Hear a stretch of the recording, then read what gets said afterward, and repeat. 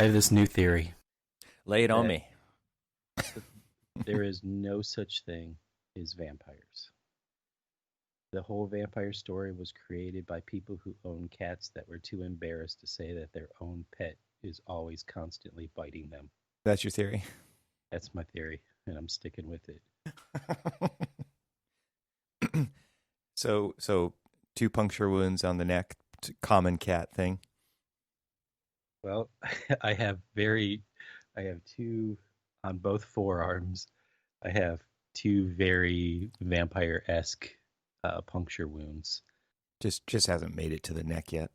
You Hasn't know, figured it out. That's where it always ends, right there.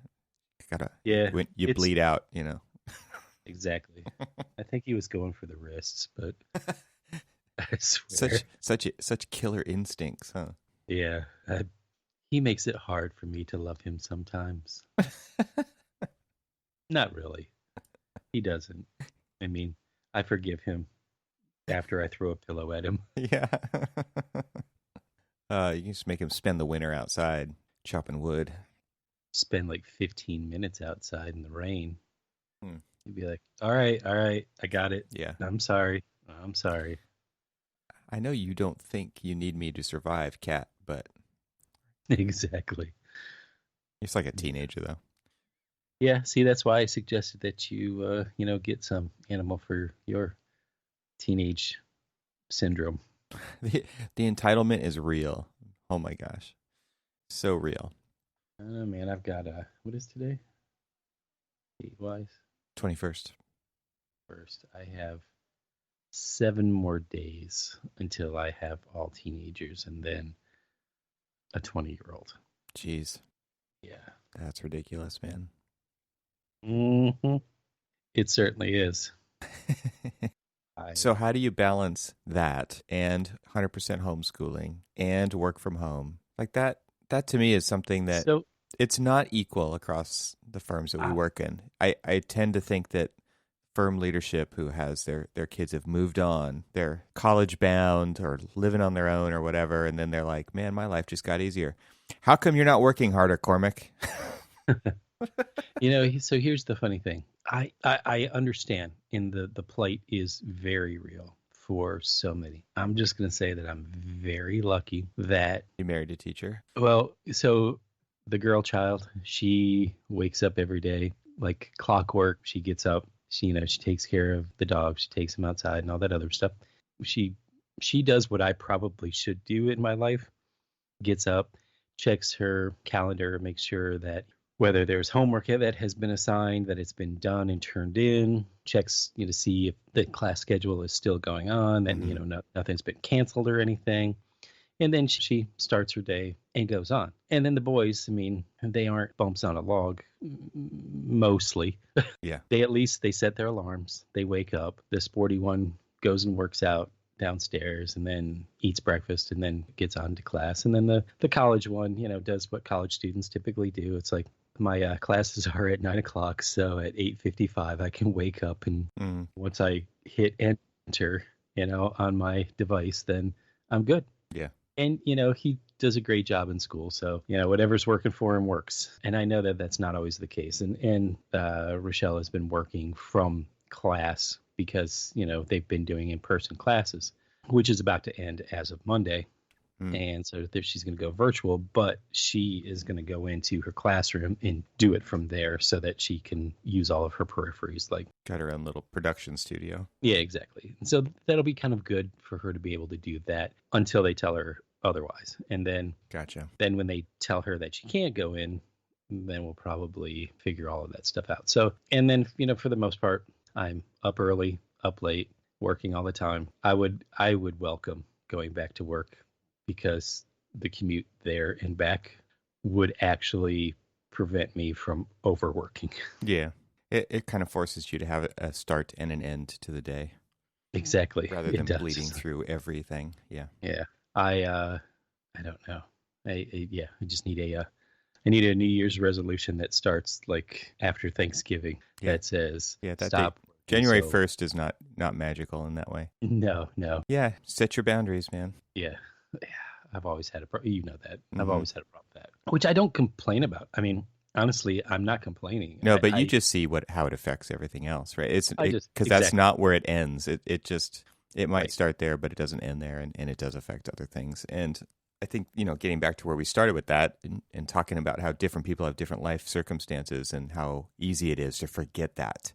Right. That there's these unwritten, unknown expectations, but you kind of feel them, and you're like, how did it get like this? I think we need to put all of our cards on the table here and just say, hey, remember, this is how it is. And I think, you see people who are really struggling with balancing work and home life and all the others, managing all their construction projects at home, probably, to get their home shipshape for the impending lockdown. And it's like, I was hoping we would make it through this first one and just I could just skate through it and get back to where all my resources are in the office and not have to really like cement all this stuff in place forever. And now it's like, well, maybe I do.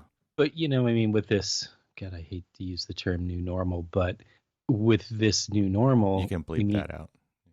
Exactly. We have these issues of, architects have always had this issue of expectations and boundaries. Yeah. I think in a way we're making it worse by always being accessible and always, oh, well, I'm here, I might as well go ahead and respond to that. Or hey, I can take this call right now because. So I don't have to do it later, because later, the stuff piles up. It does, right? Everything piles up. So you're like, oh, if I knock this out now, it'll make later better.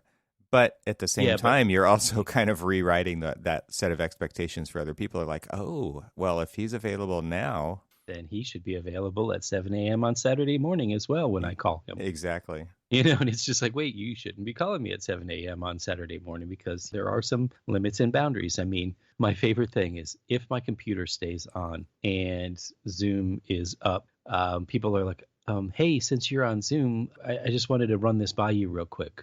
Like, just because the light is green doesn't mean you can go. Yeah, I think I've told that story, very similar story on here as well, about Teams was running in the background and I didn't even realize it. Yeah. And it was like, hey, what do you think about this? And I'm like, oh, I don't know, blah, blah, blah. And then he's like, keeps going. And then all of a sudden I'm like, I don't want to be having this conversation right now. And then the person on the other end was like, then why do you have Teams on? Right. And he was right. But at the same time, it was like, it wasn't my fault either, right? It's just something that happens, but you fall into these kind of traps of, oh, this will be easy. I'll take care of this real quick, or I'll have this little chat, and then it turns into this thing where there's no end to it, and then it comes back to, well, why do you even have that app running then? Huh? But, answer the question.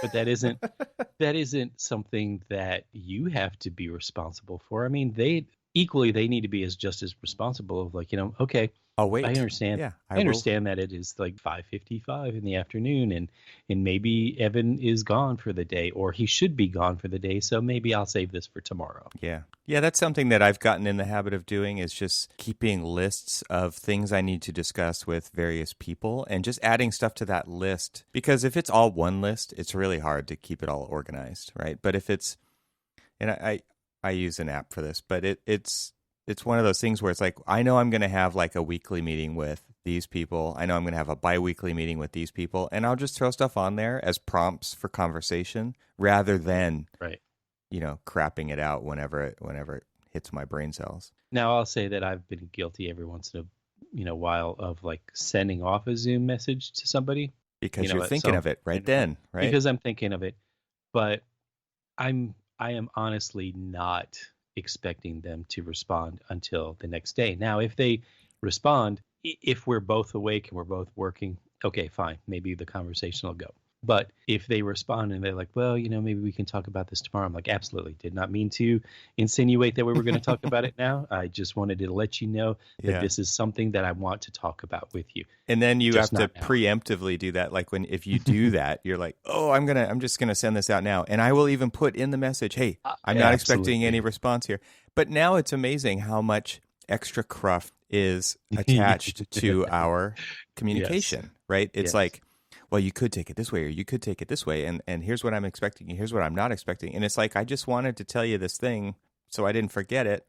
It is messy, man. It's super messy because we are in this always on, always connected world. And what seems and I got this comment from a friend and coworker earlier in the week, and they're just like, we were going back and forth on a conversation through Zoom chat, and she was asking, some questions, and I may have misread it wrong or assumed that she was asking something a little bit differently. I like how you misread it wrong. Well, yeah. That's a sweet double negative. Exactly. Well, the thing is, like, she took a screenshot of an area, but she was being very specific about asking one thing. But because I looked at the screenshot, I was just like, well, she's like, we're not doing any work here, right? When she was asking about a specific area within that screenshot, not the area that was encompassing the screenshot. I'm like, no, we're definitely doing work there. This is in our scope, and this is what it is. She says, no, I meant this. I'm like, oh, okay. Well, she goes, God, I miss talking to people and face to face. And just pointing at a real thing. Yeah. Exactly. It's just like, this door right here, what are we doing? We are not replacing that door, correct? I'm like, oh, yes, no, we are not replacing that door. But it seems so. I will say that for the communication age, the information, age that we are in, we have a harder time communicating. It's a complete disaster. It totally is. And we've talked about even now in physical space with masks and people who are hard of hearing and people who are reliant on mouth reading, and the word, it just is not as clear. Like now the physical world's getting messed up too when it comes to communication. And go ahead. I was just going to add to it and maybe go down a different direction with the conversation. So I want to hear what you want to say about that. But it was like, think about now how many apps you're juggling for communication. I just added another one yesterday. It's incredible how bifurcated, and that's even the wrong word. It's like, I don't know how many bifurcations there can possibly be, but it's like, I've got Teams, I've got Zoom, I've got Slack, I've got Google Chat, I've got Apple Messages, I've got 8 different email accounts. I don't know, like whatever the things are, people are leaving comments on here and there, and there's so many channels and teams, and oh my gosh, there's just no way. There's no way to do this well. Right. And so, my wife's a living example of being in person, but wearing a mask and having to communicate thoughts and ideas, inflections, vocal tones and everything else when she's teaching. Yeah. And so it becomes really hard. You're already trying to control a bunch of first graders and making sure that they're, sitting down, paying attention and all that other stuff. And a lot of times, I don't know if you've ever heard this, but the teacher face and the teacher voice are so very important. Yep. I mean, when they give you that teacher look, oh my God, you better sit down. Oh no, I've been in that position many times, and it's like, no, you're going to listen to what I'm saying right now. It's really important, right? Exactly. And when you're hampered by being able to not give that teacher look, you're like, oh, what else do I have? I mean, my wife is not a yeller. She does not like yelling at her students and stuff. She will raise her voice, kind of a firm tone or things like that, but she won't yell. And, she says, unfortunately, sometimes I've had to yell for them to understand, because normally it would be the teacher face, that teacher look they would get, and they don't get that. And it's funny, the same thing is like, as well as I do, I'm a very expressive person. I'm using my hands, I'm using my face. I mean, I don't hide anything. Like if somebody says something and I'm like, I don't really like that. If it is floating in my head is, I don't really like that. Apparently it's also coming across on my face. And so in a way, sometimes a mask helps that, because then it masks at least half of my, but for teachers, but for people who need it, for people who are always talking in front of crowds and stuff, I mean, my gosh, it is a new world for them. And I can guarantee you probably have twice as many communicative apps, emails, channels, and everything else than I do. And I just did a mental Rolodex, and I'm at 11 different platforms for conversation to people. Yeah. Yeah. And I know you're twice as many. Well, and through written conversation that tone is very hard to get through, right? And so people tend to read things in whatever voice they choose to read them in. And so they're kind of reading the mood of an email, for instance, and they could be reading it 100% the wrong way, right? Yeah. That's happened many, many times. But now I also see that kind of coming into the physical space, in that when people speak with a mask and you don't understand them, I've seen people be short with other people because they didn't understand what they said, and they're like, "You're not speaking clearly enough." Like that's basically what's implied, and I think that's a pretty sucky side effect of what we're seeing happening with the masks, right? Absolutely. Because people are seemingly angrier, right? They're shorter, because obviously there's lots of other stresses in their lives creeping in as well, and I ain't got time for this, but I notice it a lot at the grocery store, for instance. Oh my gosh, thank you. I was going to say the same thing, but yeah, go ahead. Yeah, I mean, you're just standing in line and somebody asks you if you want to, and you're like, "What? You know, do you want to?" And it just goes back 3 or 4 times, and then they just pull their mask down and say it, right? Yeah. So that you can actually understand them.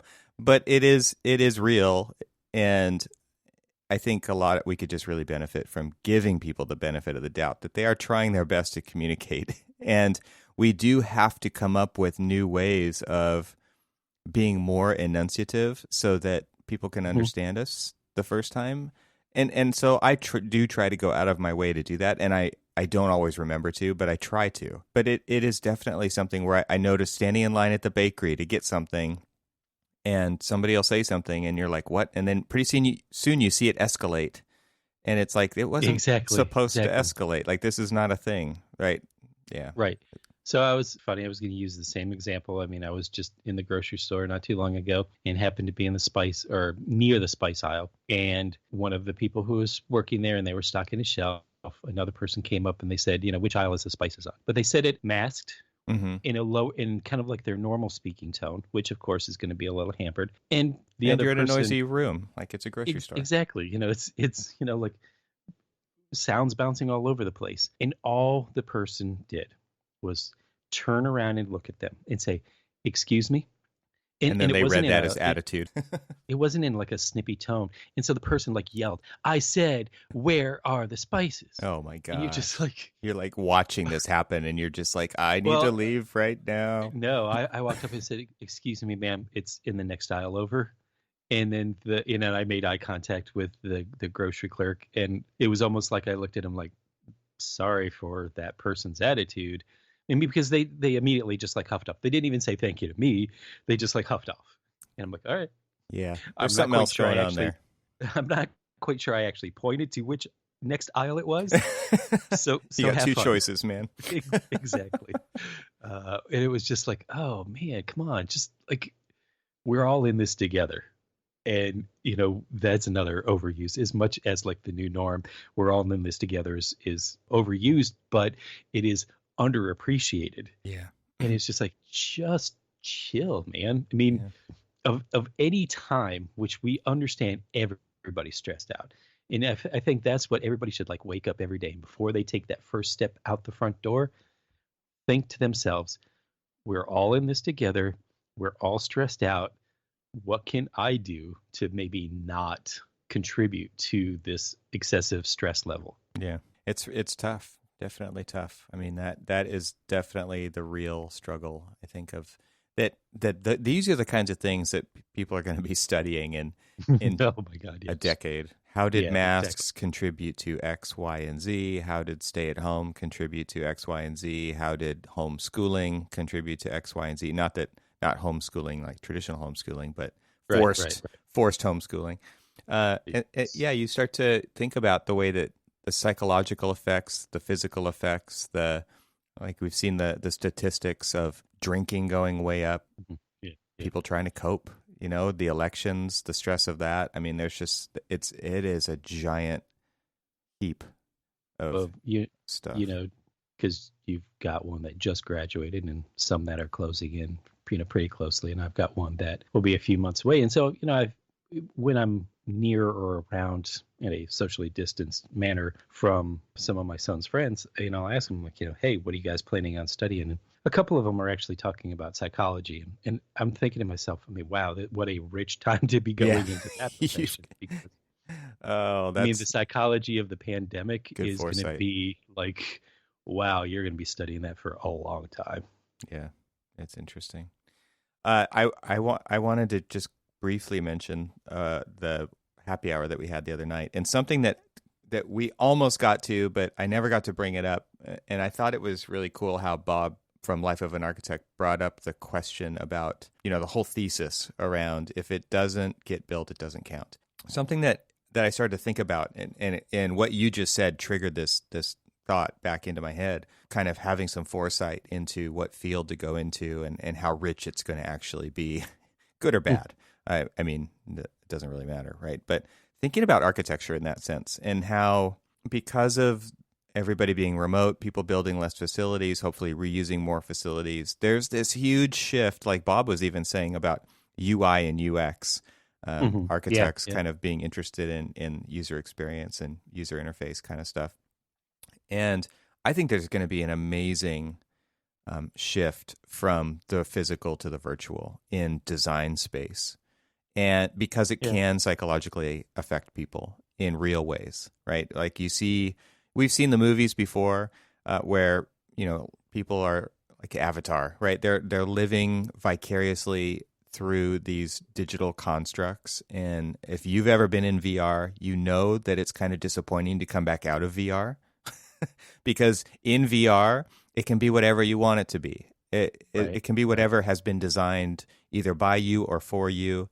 And I think we are just scratching the surface with what's possible inside of there. We've seen like Ready Player One, right, where they've got these treadmills set up, and you're physically participating in something remotely. I think there are tons and tons of, and I don't want to say that's better or worse. I just want to say that it's real, right? And this is a real opportunity definitely for exploration, but potentially, like, people could be spending a lot of time in these kinds of things. How could architects get us into better places there? I think that there is tons of opportunity, kind of thinking about how people are going to be spending their time. And I'm like the first person to say I'd rather be outside than sitting at a desk, right? I'd rather be participating in the real world and getting fresh air and being in nature and doing all of those things. I just still think that you can't say that this isn't a real thing, even if you. Oh, absolutely. So I think it's really interesting to think about how the thesis of it doesn't count if it doesn't get built is, I think that that's right now.